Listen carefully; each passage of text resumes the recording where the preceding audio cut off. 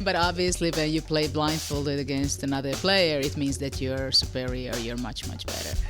And, but, Alec played the Berlin defense, exactly the same opening as Kasparov. The only problem for him is the same result. Oh, mic drop. Welcome to Bitch Talk. I'm your host, Erin. And I'm co-host Ange, a.k.a. Captain Party. 2026 brings us into our 13th year of podcasting, and we're proud to be here. Thank you to our followers and longtime listeners for voting us Best of the Bay Best Podcast for 3 years in a row, and to SF Film for adding us to the respected list of essential SF winners. If this is your first time listening, where the hell have you been? But better late than never. We're like if the rap group Salt and Peppa met the show Grace and Frankie and had a baby. And if you don't understand what that means, ask Jeeves. And now, on with the show. Clink!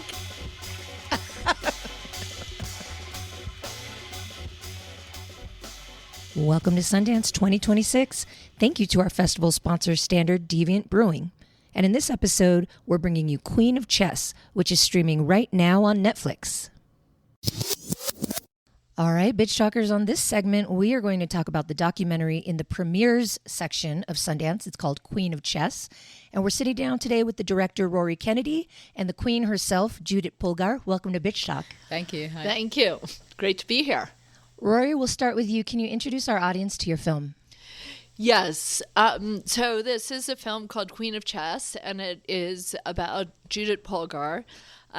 Judit is an extraordinary person, and it was really fun to make this film. She's been the number one chess player, female chess player in the world for 26 years, over a quarter of a century. Incredible. And she was the youngest grandmaster ever, taking Bobby Fischer's record. So she got that claim when she was 15 years old. And she's been the only woman who has ever broken through the top 10 in chess, in the history of chess. So she's just so far kind of above and beyond any other woman, and has like a really extraordinary story, having grown up in communist Hungary. And so when I kind of learned about her story, my husband, Mark Bailey, and I, we were hooked and felt very compelled to and excited about the idea of making a documentary about her. And it's been a fun ride, and we're really excited to share her story with the world. There's so many things I want to ask about this film, but I think I want to start with talking about actually archiving history and finding history. We're of the same age, so it's kind of like fun to see all this archive of you playing and those decades that you and your sisters were playing, but capturing that and actually having it in film and having young people now see it. Can you talk about that process and capturing the history? Yeah. I would say one of the biggest challenges in this film was the archive. And partly that, we were sourcing archive largely from Hungary in the late 70s and 80s, 90s. And, that was under the communist regime. And it was just very challenging to, as maybe your audience may or may not understand, but every source of archive you use, you have to find out where it originated, who owns it, and then you have to do a contract with each and every piece, right? So in this film, we had over 160 sources of archive, and then you have to negotiate each of those and, work to make payments. But there was a lot out there, and obviously YouTube and other places make it easier to find things, but then to figure out what the source of it is was just enormously challenging. And then there's also different laws that are applicable in the United States versus what's, the laws in different countries. And in the early days, Judit and her sisters weren't really allowed out of kind of the communist countries, so they weren't able to go to Western countries. So largely the footage we were finding and sourcing were in those countries during, a very repressive regime. So it was enormously challenging, but it was also exciting, and we had an extraordinary team who worked tirelessly to figure out, okay, there was this chess match, and then there was this guy there, and he was taking photographs, and like one of our archive producers was talking the other night about, finding this guy who was a doctor at this event, and then calling the doctor's office and talking to the receptionist, and they were like, "What are you talking about?" But anyway, he called them back, and actually he was the source of the photograph, and the guy was like, "But I don't have the photograph." And she was like, "But we do have the photograph." And he's like, "Oh my God, I've been looking for that photograph." Oh, so, you helped him too. it was just, it's like that kind of experience where you're just chasing it down every step of the way. But I think ultimately the archive is very rich in this film. And my hope was that the experience of watching with the film is more of an experience of being on the journey with Judit, as opposed to being outside of it and somebody telling you this is what happened, but you're actually going through it with her. You're side by side, and so having that level of archive and really prioritizing it was important to me in the making of this film. There's some family archive though too, right? There is some of that too. Yes, I found myself very protective of you, Judit. I was like, "Don't you mess with her." I loved watching you grow up through the years and just kick ass. But I wanted to talk about trusting someone with your life story. That's got to be a frightening thing. It's not easy to do. So can you talk about meeting Rory and how you knew, okay, I'm going to let her do this? Well, basically, when Rory reached out to me, there were several years already, especially after the Queen's Gambit series, that different producers and companies reached out. They wanted to do a documentary about my story, as my story is a real story. It's not fiction. And then when actually I wanted to make up my mind already with choosing one of the alternatives, then Rory showed up, and it was fantastic to talk to her. She didn't hear of me. She didn't know anything about my family. She's not a chess fan. But she said, "But your story is so great, and I want to tell it, and I'm so enthusiastic. How is it possible I didn't hear about you before?" So it was just so funny that there are so many people connected to chess a bit, and that's how the other documentary producers reached out to me before. And it was so interesting and so fun that she was so much an outsider of the chess world, and she was not in the chess at all, that I was happy to choose her and to trust her. And I think this was the biggest move from my side, that indeed to give the trust to someone that she's going to be dealing with your life and show it to the big audience. And I knew exactly that once you do that, it's up to her.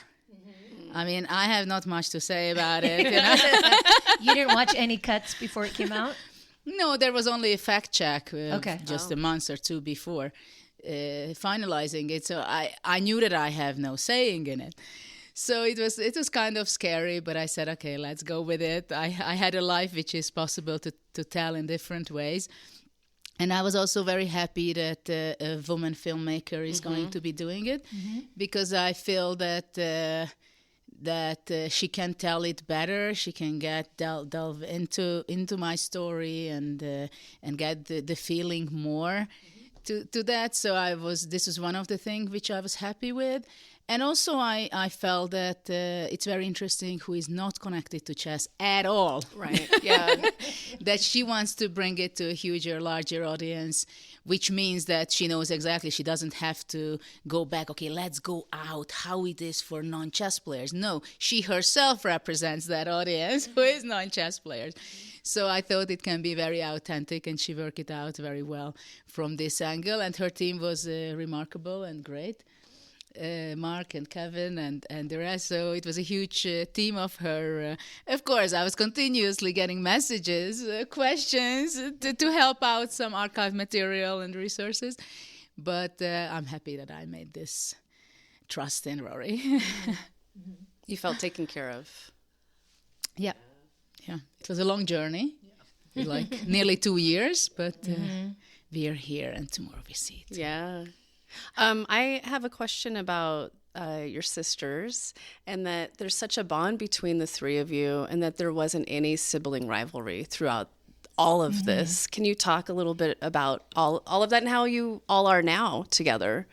You went through a lot.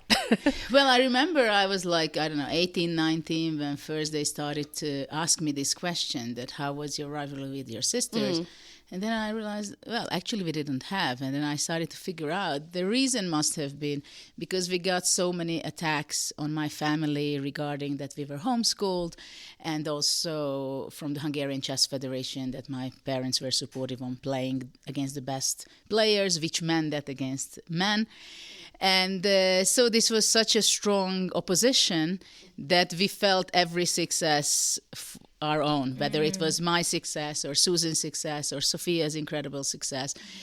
And that's how it was done, I think. That this is why we were so happy for each other's result, because we felt like we are one company, one one team, whether it's a team playing in the Chess Olympiad winning the gold medal or individually playing in competitions, still we were so much rooting for each other. And, well, these days, of course, our life are very different because we live in different continents. My sister Sophia in Israel, Susan in the States. I stayed back in Hungary.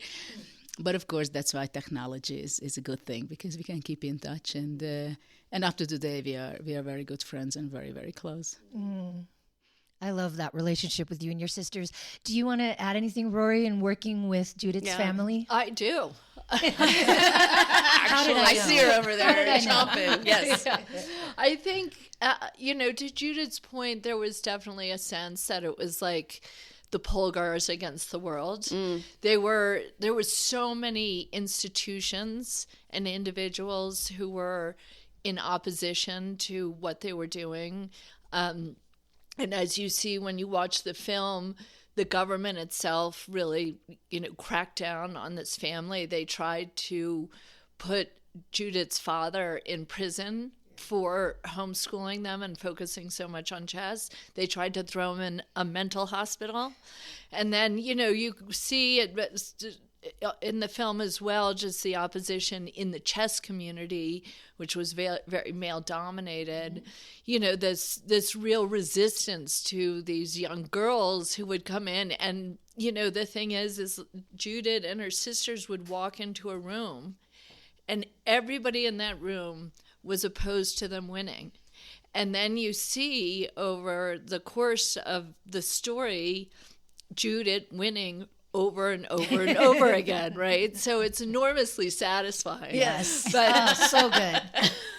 You're sitting there like, yes. Yeah, I know. No, I would get really pissed off at these men, honestly. It's a kind of extraordinary thing. So, I think in that context, they really only had each other to look for solace and comfort and this kind of shared experience. And it is amazing from, and Susan in particular had so much success herself and had been the number one person in the world. And you see her in the interview, when they were much younger, and she's interviewed on television, and they say, do you think there's a woman who's ever going to break through the top 10?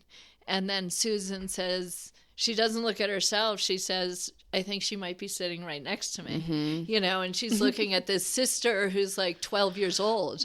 But, there's such a sweetness that comes through that you really feel, again, in the archive material where it really emerges. And then, of course, in the way they talk about each other, current day, looking back at this experience, they're also close and really rooting for each other. It's unexpected and a beautiful thing.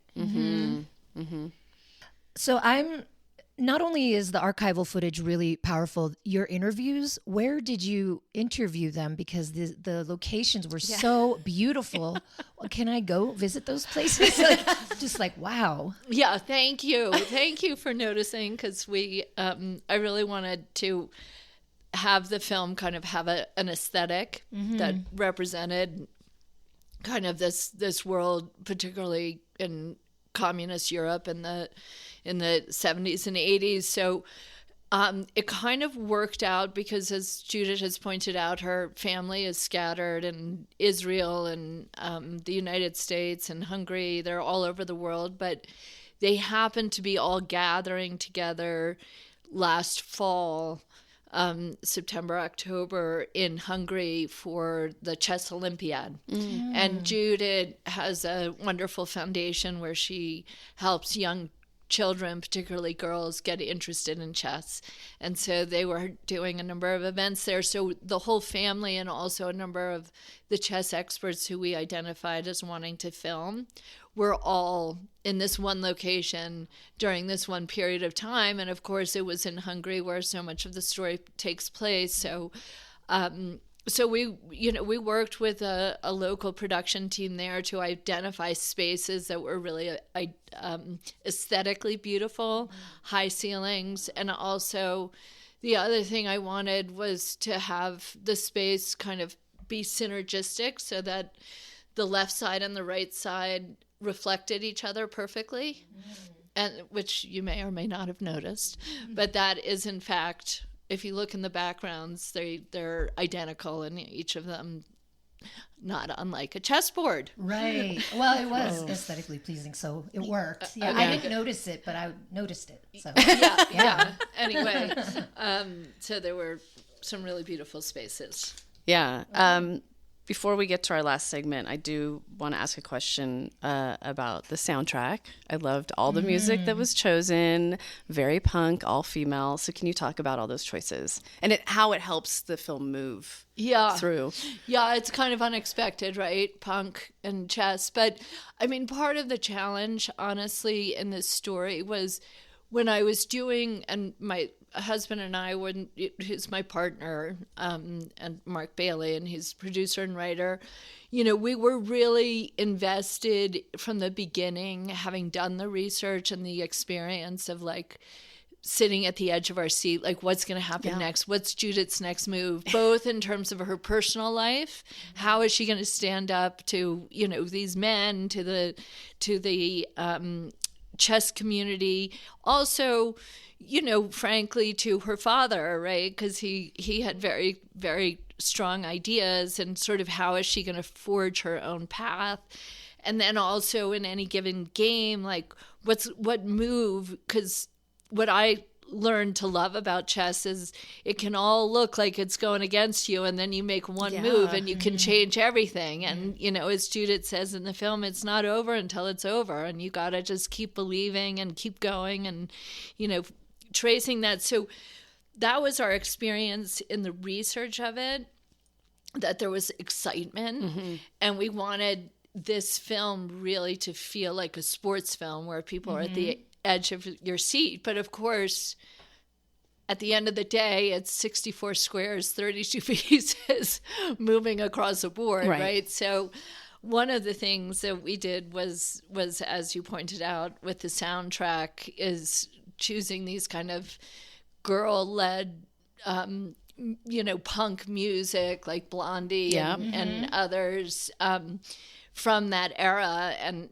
I think we felt as a team that they also represented kind of this more traditional music where these women were breaking through in a way that was unexpected, and they were pushing the limits of what people had ever experienced before. And so to me, it kind of represented in some way Judith's story, but also creates some energy in the film to kind of to keep it up. And I like the mashup between that, and we worked with these wonderful composers from Bleeding Fingers who had kind of more of like a waltz composition, which I think also beautifully reflects the chess game. And I think just having these two different types of music kind of clash against each other also felt like they reflected Judith's story in a way.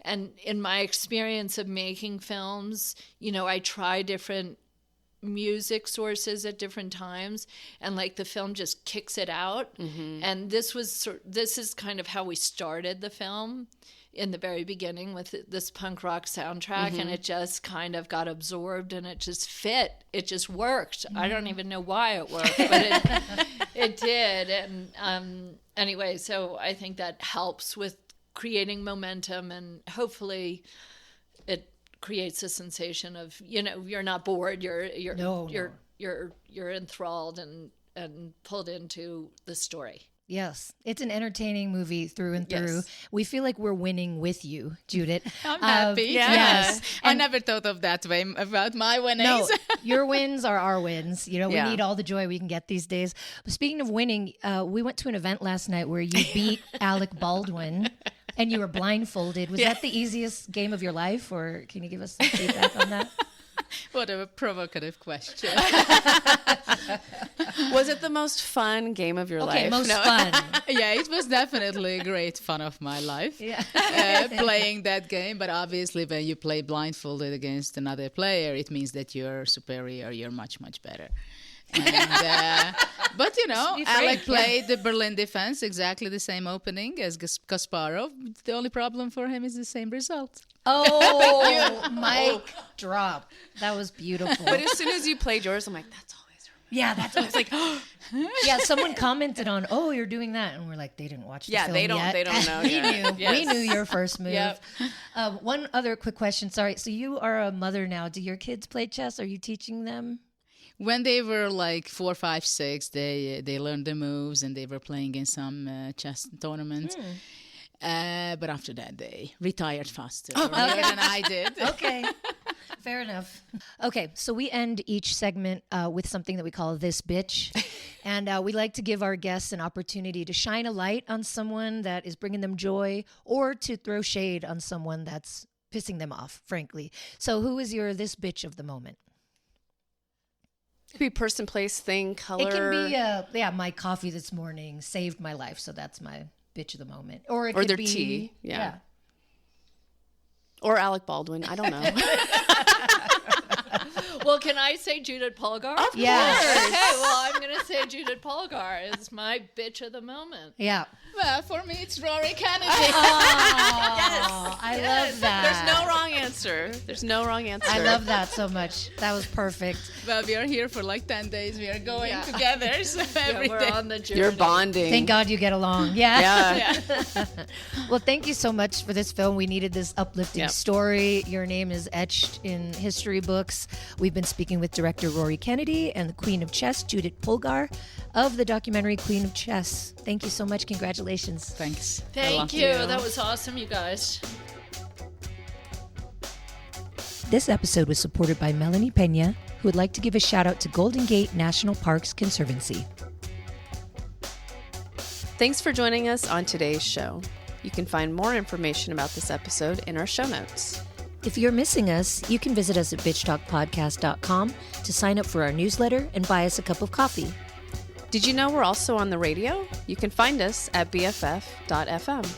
And lastly, rate and subscribe wherever you listen to podcasts. All the cool bitches are doing it.